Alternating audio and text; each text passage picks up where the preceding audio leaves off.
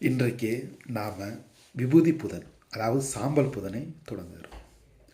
திருச்சபை எவ்வளோ ஒரு சிம்பாலிக் இங்கே பாருங்கள். இன்றைக்கு நமது நெற்றியில் பூச இருக்கின்ற இந்த சாம்பல் தான் கடந்த ஆண்டு குருத்தோலை பவனின் பொழுது அப்படியே பார்க்கவே மிகப்பெரிய ஆடம்பரத்தோடு அழகாக ஜோடிக்கப்பட்டு அழகாக வடிவமைக்கப்பட்டு கைகளில் ஏந்தி ஒய்யாரமாக அற்புதமாக வலம் வந்த பவனிகள். ஆனால் நேற்று அந்த சாம்பலை என்னாச்சு, எரிக்கப்பட்டு இன்றைக்கி நம்ம நெத்தியில். இது என்ன ஒரு வாழ்க்கை பாடத்தை சொல்லுது பாருங்கள்.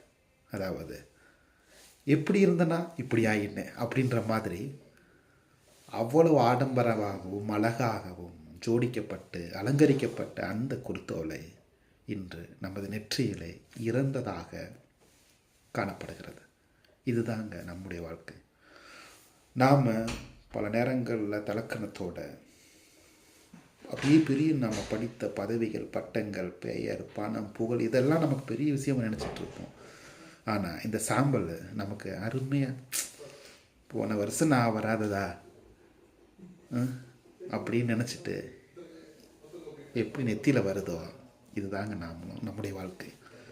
எப்போவெல்லாம் தலக்கணம், எப்போவெல்லாம் வெறுப்பு, எப்போவெல்லாம் கோபம், எப்போவெல்லாம் அகந்தை, எப்போவெல்லாம் இந்த மனித சமூகத்திற்கு எதிரான செயல்பாடுகள் எல்லாம் நமக்கு தோணுதோ அப்போவெல்லாம் இதை நாங்கள் வச்சுக்கணும். நம்முடைய வாழ்க்கை என்பது மிக மிக குறுகிய காலம்.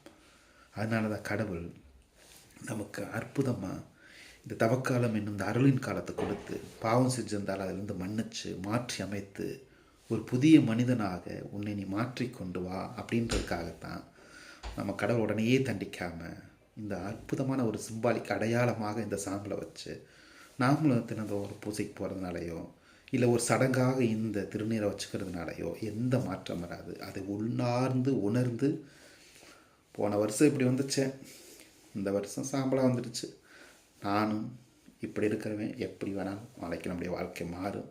அதனால் கடவுளுக்கு உண்மையுள்ளவர்களாக நான் இருப்பதற்கு இந்த தவக்காலத்தை இன்றிலிருந்து சரியாக பயன்படுத்தி இந்த மனநிலையோடு வாழ்ந்தீங்கன்னா நிச்சயமாக உங்களுக்கு மனமாற்றமாக மாறி அந்த மனமாற்றம் கடவுளுடைய இறை அருளை, இரக்கத்தை, அருளை உங்களுக்கு கொடுத்து ஒரு அற்புதமான தவக்காலமாக மாற்றி அமைத்து கடவுள் உங்களை ஆசீர்வதிக்க வழிவகை செய்யும்.